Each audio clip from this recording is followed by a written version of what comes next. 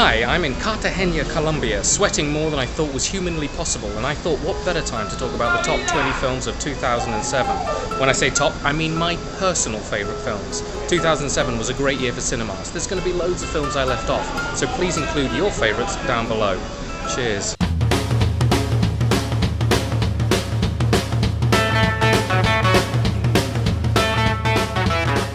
In at number 20, Hot Fuzz. I think this is the funniest of the Cornetto trilogy. Got a mustache. I know. The second part of his corner store ice cream trilogy doesn't reach the heights of Shaun of the Dead, but it is tremendous fun. Excuse me. What? When's your birthday? 22nd of February. What year? Every year. Get out. Hey! When's your birthday? 8th of May, 1969? You're 37. Yeah. Get out. Shaun worked so well as it was both a comedy and a full-blown zombie film. While Hot Fuzz is certainly a comedy, but for me it doesn't quite pull off being a full-blown action buddy cop film. The final shootout seems a little tame, but Edgar Wright gets his violence in the various horror sequences.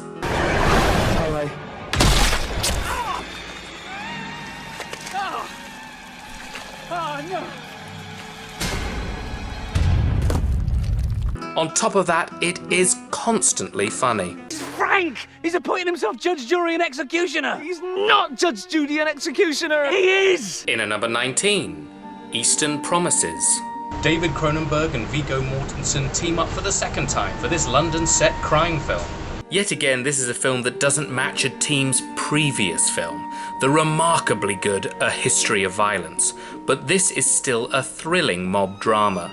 Viggo Mortensen is once again mesmerizing, this time as a Russian gangster with a history of violence.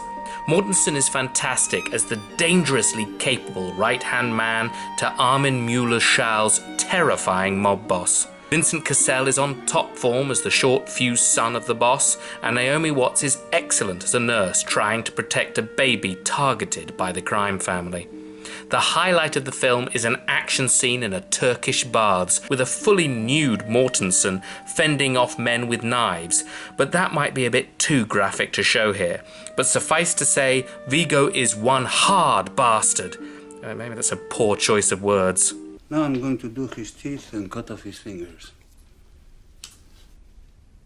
You might want to leave a room.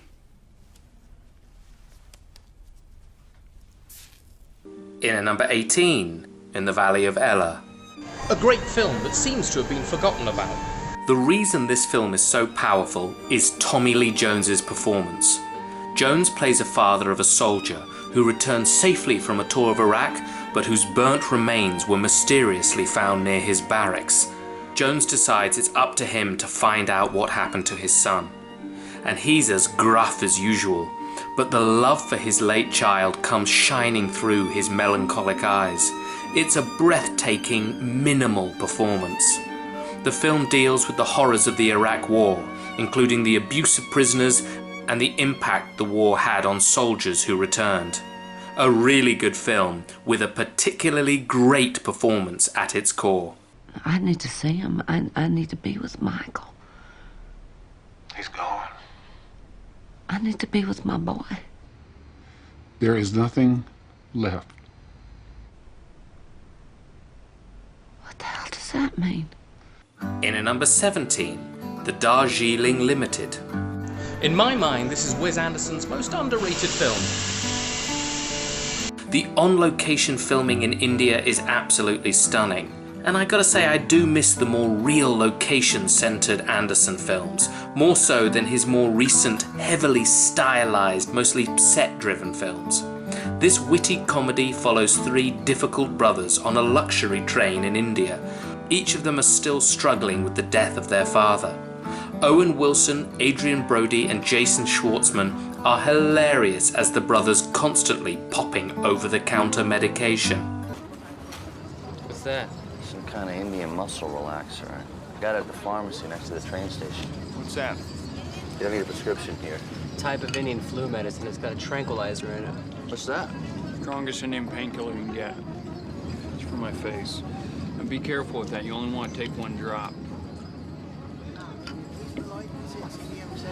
I love trains, and the first half of this film is a real treat. But once they get off the train, it goes off the rails a little. The humour dries up, and there are some odd inclusions, including the death of a child, which for me doesn't quite work. But there is so much to enjoy here, both visually and tonally. Brendan, what's going on? I don't know, I guess the train's lost. What'd he say? He says the train's lost. How can a train be lost? It's on rails. In at number 16, Wreck. Can I come through here?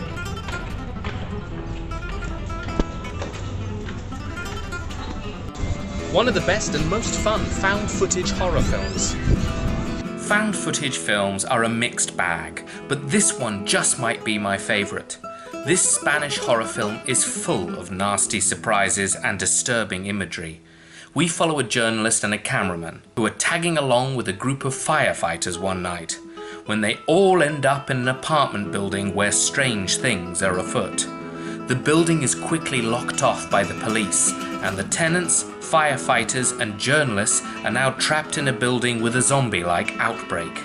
It's only 78 minutes long, and I think found footage films work best when they are on the shorter side, and they pack plenty of scares into the short running time. And it ends with a brilliantly nasty monster. Good fun.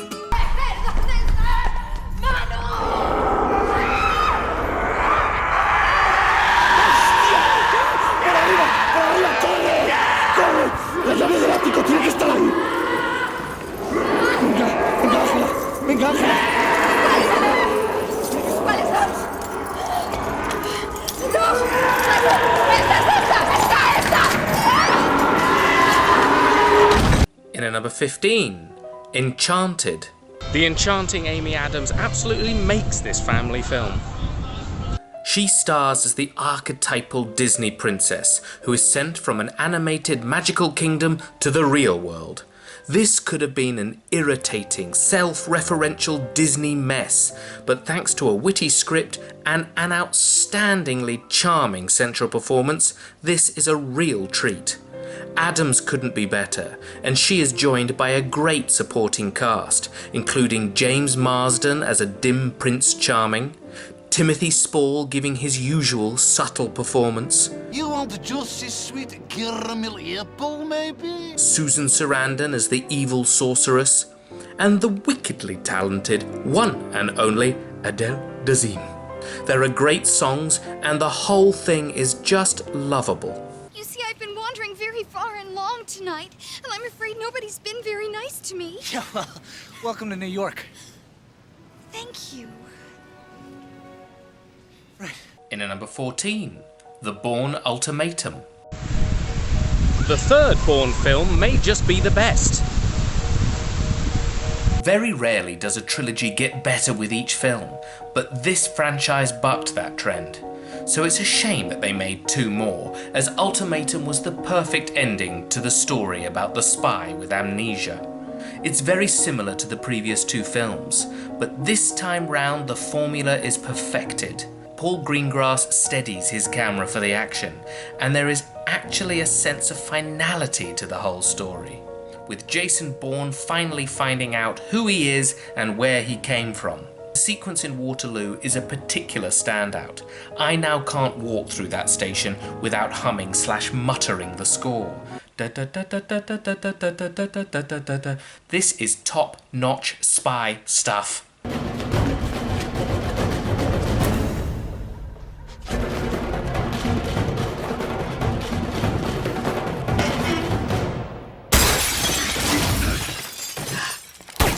In at number 13, Into the Wild. A film about the wonders of nature and the passion of the youth. Ah, Sean Penn, my second favourite of the Penn brothers. A man with a great ego, but also a man with plenty of passion. This is his best film as a director. Taking the simultaneously tragic and inspirational true story of Christopher McCandless, he makes a simultaneously upsetting yet uplifting film. Emile Hirsch stars as McCandless, a man who hiked across the USA to get to Alaska. A man looking for a life away from materialistic things, and one more in tune with the great outdoors. It all ended dreadfully for him. But Penn manages to get across the wonders of nature on his journey. And I think even better than that, Penn gets across how important other people are in our lives.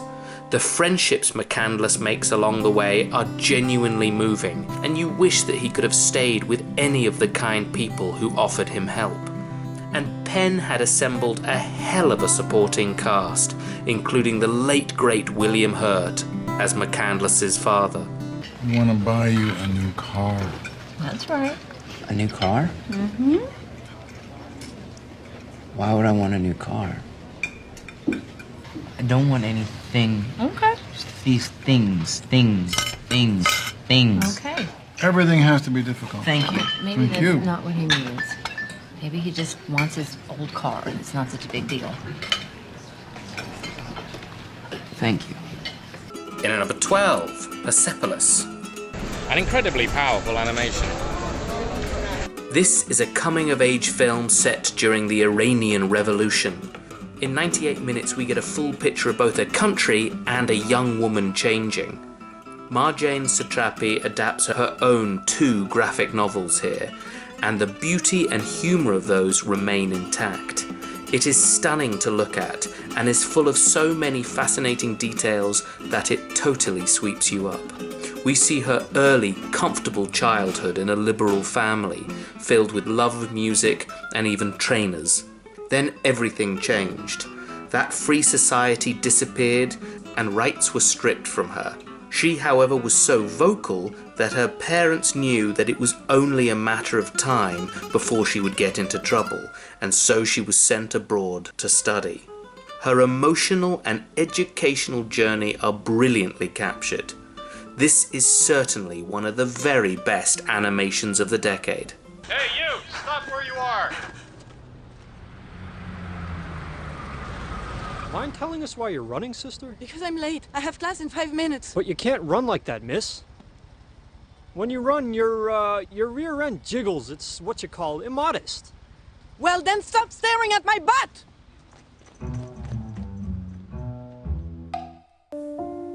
In at number 11, Lust Caution. A film with 2 remarkable central performances. Set in Hong Kong in 1938 and Shanghai in 1942, this World War II erotic espionage film by Ang Lee is beautifully tragic. Tang Wei is simply terrific as the young Chinese spy tasked with seducing and leading a collaborator with the Japanese occupiers to his death. And Tony Leung is marvellous as the target, who she starts to fall for. The period is captured spectacularly. The sets and the costumes are stunning, and Lee makes a sexy, moving, tense historical drama with a heartbreaking ending. Here are some other notable releases of 2007. Quentin Tarantino and Robert Rodriguez teamed up for the fun Grindhouse project. I actually prefer the shorter versions of their films, Death Proof and Planet Terror in the double bill, and the trailers were a lot of fun. Frank Darabont returned to Stephen King adaptations with The Mist. Sidney Lumet directed his last film, Before the Devil Knows You're Dead. There was American Gangster, Michael Clayton, Gone Baby Gone, Sunshine, Beowulf, and a few years after the show had kind of gone off, there was finally a Simpsons movie, which was fine. For foreign cinema, you had the horror The Orphanage and the incredibly bleak 4 months, 3 weeks and 2 days. For action, you had the fun remake of 3:10 to Yuma, and unfortunately, the first Transformers was a huge hit. There were some disappointing sequels. Bruce Willis returned to John McClane for Live Free or Die Hard, which had that awful blue tint that director Len Wiseman loves so much. Sam Raimi's Spider-Man trilogy ended with a dud. Tagline was "The greatest battle lies within," and this is what that battle looked like. The third Pirates of the Caribbean movie was a long mess. And the worst ever Alien and the worst ever Predator movie was released, Alien vs. Predator Requiem, where you couldn't see a bloody thing. There were some great comedies though, including Knocked Up, Juno, the underrated Walk Hard, the Dewey Cox story, and the hilarious Superbad. You look like a future pedophile in this picture, number one. Number two, it doesn't even have a first name. It just says McLovin. This ID says you're 25 years old. Why wouldn't you just put 21, man? Stay calm, okay? Let's not lose our heads. It's a fine ID. It's gonna work. It's passable, okay? This isn't terrible. I mean, it's up to you, Fogel. This guy's either gonna think, here's another kid with a fake ID, or here's McLovin, the 25-year-old Hawaiian organ donor. Right, on to my top 10. In at number 10, The Diving Bell and Butterfly.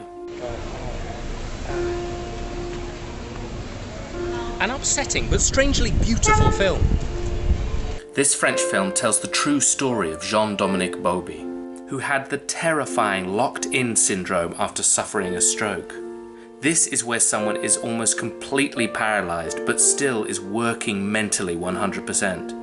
The first third of this film is told from his first-person perspective. We hear his thoughts, his fears, his frustration and his desperation. So by the time a speech therapist starts to get through to him, and he to her, it is remarkably moving. His left eye can blink, and using this, he spells out messages to her. We learn more about him, and then he writes an autobiography with her help. The film is so creative with its editing and storytelling that you feel like you are living through him. It's a hard watch, but a great one. Derrière le rideau de toile mitée, une clarté laiteuse annonce l'approche du petit matin. J'ai mal au talon, la tête comme une enclume, et une sorte de scaphandre qui m'enserre tout le corps. Ma tâche consiste maintenant à rédiger les carnets de voyage immobiles d'un naufragé échoué sur les rives de la solitude. In at number 9, Sweeney Todd, the Demon Barber of Fleet Street. Tim Burton briefly back on form. Maybe this shouldn't be this high up on this list, but I'm a big fan of Stephen Sondheim. And as a kid, Burton meant a lot to me.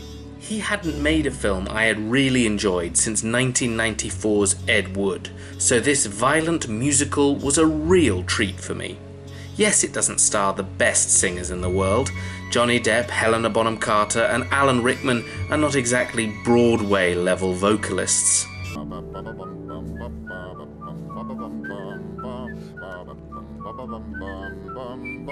But the mood of the piece is outstanding. It tells the myth of Sweeney Todd. We see the demon barber of Fleet Street, a barber out for vengeance who slits the throats of his customers and then gives the bodies to Mrs. Lovett, who turns them into pies. The supporting cast is great, including Sacha Baron Cohen and Timothy Spall giving yet another subtle performance. Glad, as always, to oblige my friends and neighbours.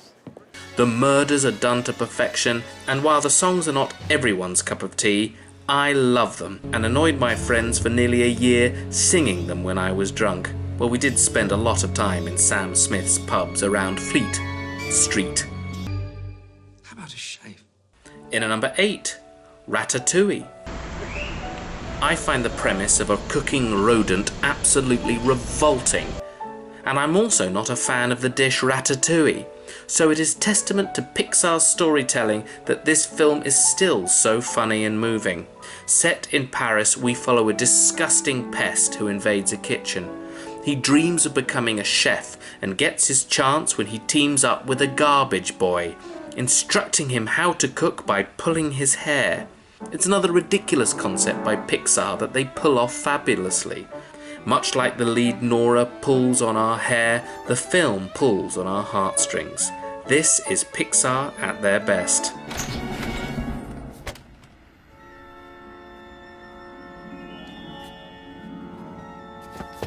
Stop that health inspector! In at number 7, Atonement. A deeply moving World War II film. Based on the book by Ian McEwan, this film covers a huge amount of time. Starting in 1935, we follow a young girl played astonishingly well by Saoirse Ronan, whose child eyes misinterpret something she sees, leading to a man being falsely accused of a crime and breaking up a love affair between that man and her sister.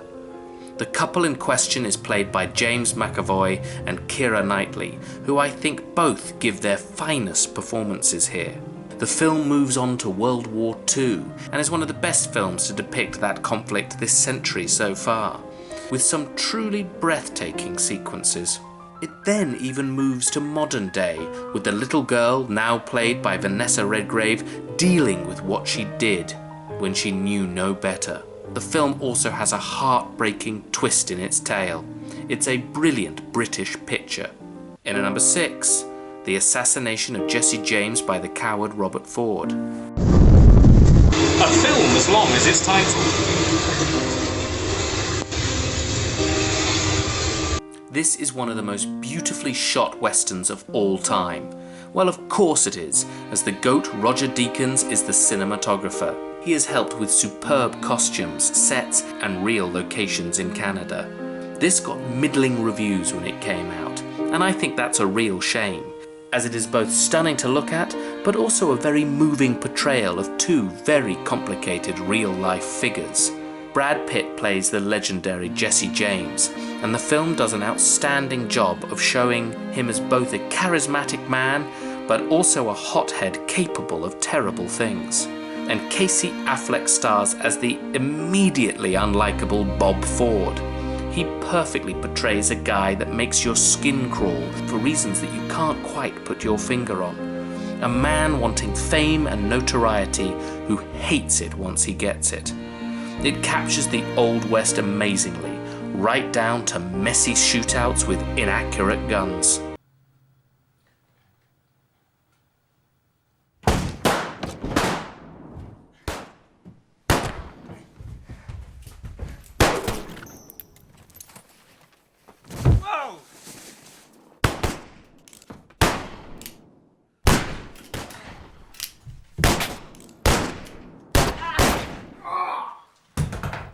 In at number 5, Control. One of the greatest music biopics of all time. Based on the tragically short life of Ian Curtis of Joy Division, this stunning black and white film doesn't make a myth of the man. It simply shows someone dealing with epilepsy and depression at a young age. The name refers to the fact that throughout the film, Curtis is trying desperately to get control of his life. And it also comes from Joy Division's song, She's Lost Control. Sam Riley is perfect as Curtis, and alongside him is Samantha Morton, giving a remarkable performance as his wife. It was shot on location in Manchester and Macclesfield, and captures the Manchester music scene of the 70s and 80s brilliantly. I also really enjoyed 24-Hour Party People, which is a more humorous take on the scene. I think one of the reasons that this film is so good is that director Anton Corbijn actually knew the band, having photographed them and Curtis for NME. It feels more personal than most music biopics, and the tragic end of Curtis is handled with care. A great film. Now remember, we are live, so no swearing or they will cut you off. What about arse? What? Is arse a swear word? Arse, yes, it's a swear word. No, it's not. Third. Out there, I know arse isn't a swear word. Here, in TV land, arse is most definitely a swear word. You trust me? In at number 4, Stardust. A rollickingly fun adventure fantasy. Again, this is something that maybe shouldn't be this high up on any list, but this is this high up because it was the last film I watched with my grandmother, and we both loved it. And whenever I see this, I remember the joy we both had watching it. For me, this is Matthew Vaughn's best film, maybe because it features less childish, rude humour involving fingering or anal sex, although there are a few jokes involving Robert De Niro's sky pirate being gay. I'm taking the girl to my cabin, and mark my words, anyone who disturbs me for the next few hours will get the same treatment. What, yo? No, you idiot, I'll sling you over the side as well. Oh, yeah. This is based on a Neil Gaiman novel, and it is such a fun world to inhabit. We follow a young man in England who, in order to win the heart of the woman he loves, travels to a magical kingdom to retrieve for her a fallen star. When he gets there, however, the star is in human form, and then he and the star journey across the fantastical land while being pursued by various colourful characters. Vaughn said he wanted to make a film that was a mixture of The Princess Bride and Midnight Run, and he totally nails that. It's funny, romantic, and incredibly inventive. Charlie Cox and Claire Danes are magical together as the leads, and they are joined by an outstanding cast, including De Niro, Michelle Pfeiffer, and Peter O'Toole, as well as a whole host of British comedians.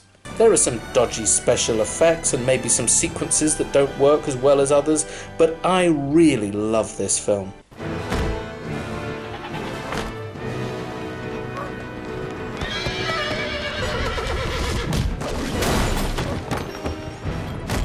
In at number 3, Zodiac. One of Fincher's best. This film gets across the paranoia of a whole state and the obsession of a few to find a killer.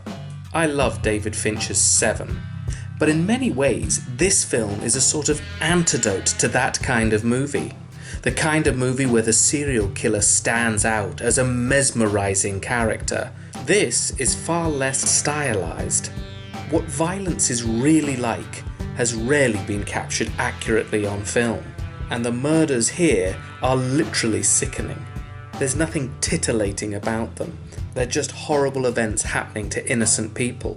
This feels like Fincher's Jackie Brown, slower, more realistic, and arguably more adult. It's less bombastic, arguably less enjoyable, but utterly arresting. This tells the true story of the hunt for the Zodiac killer in the San Francisco Bay Area in the late 60s and early 70s. We follow both newspapermen and the cops trying to find the murderer, and we get both one of the best police procedural and best newspaper movies. We have 3 brilliant central characters. Jake Gyllenhaal is fantastic as the puzzle-loving cartoonist for a paper who spent years solving the Zodiac's puzzles and trying to find out the identity of the killer. Robert Downey Jr., at the beginning of his career comeback, is superb as a heavy-drinking journalist descending into paranoia, and the marvellous Mark Ruffalo is great as a struggling lead detective. There's no real resolution, just as there wasn't in the real story. The film is full of dead ends and frustrating evidence that contradicts each other. It is a wonderful representation of how messy real life is. The period is expertly shown, and there is inventive editing to show the passing of time. Apparently Gyllenhaal struggled with Fincher's habit of shooting endless takes, sometimes up to 40. Are doing all those takes necessary?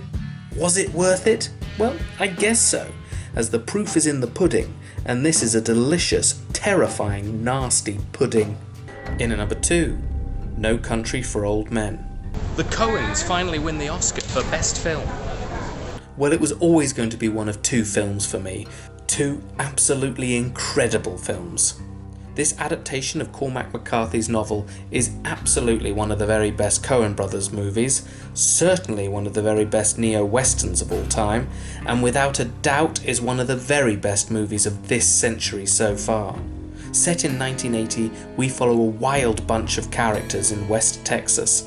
Josh Brolin plays a Vietnam vet who stumbles across a bag full of money from a drug deal gone wrong.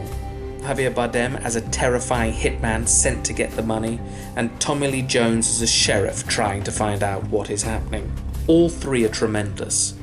Brolin is remarkably masculine in an old-fashioned way, and is so physical in the numerous edge-of-your-seat action sequences.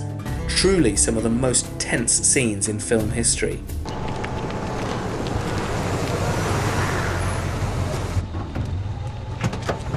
Don't worry, I ain't gonna hurt you. Need you to drive me on out of here.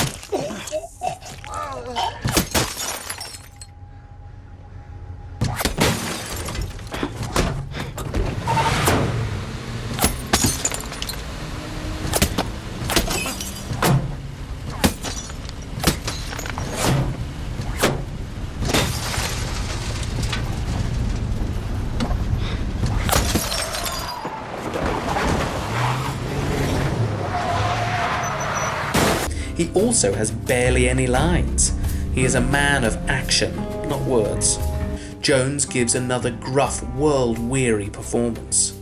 And giving one of the greatest villain performances of all time is Bardem as the devil-like hitman with an ever-growing body count. Will you hold still, please, sir?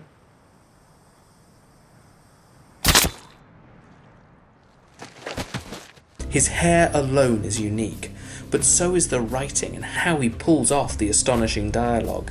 It is a one-of-a-kind character. The supporting cast is also superb, including Woody Harrelson, Kelly MacDonald, Stephen Root, and the underrated Garrett Dillahunt, who was also in Jesse James the same year. He is kind of like an actor of yesteryear, a wonderful character actor who pops up in endless westerns, even playing two distinctly different characters in the marvellous Wild West TV show Deadwood. Also from the assassination of Jesse James is the GOAT, Roger Deakins as cinematographer. This is another beautiful looking picture. It's a bleak film about fate and chance from two of the greatest filmmakers who have ever lived. It would have been #1 in most years, but there's one film that astonishingly had slightly more impact on me. And in at #1, There Will Be Blood. Much like Stanley Kubrick, Anderson is able to take a novel, in this case Oil, and make a wholly original film from it. This epic period piece feels like a David Lean film in its scope, as well as being an outstanding character study, dealing with themes of greed and paranoia, as well as religion and family. We follow a sociopathic, possibly psychopathic miner who becomes an oil man. And you'll believe me when I say that he's an oil man, making vast sums of money and a vast number of enemies along the way. Partially influenced by John Huston's Treasure of the Sierra Madre, you can feel the desperation from that picture and the desperation of the men in this world where big money is to be had.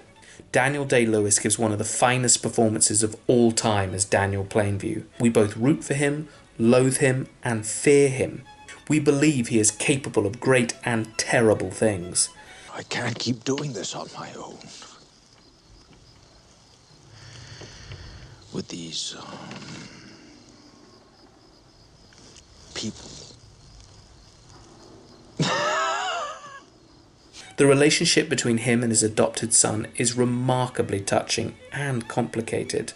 There is love, but Plainview is a difficult, competitive, vindictive man, even with his own son. But the main relationship in the movie is between Plainview and a local preacher, played by Paul Dano, giving the finest performance of his career.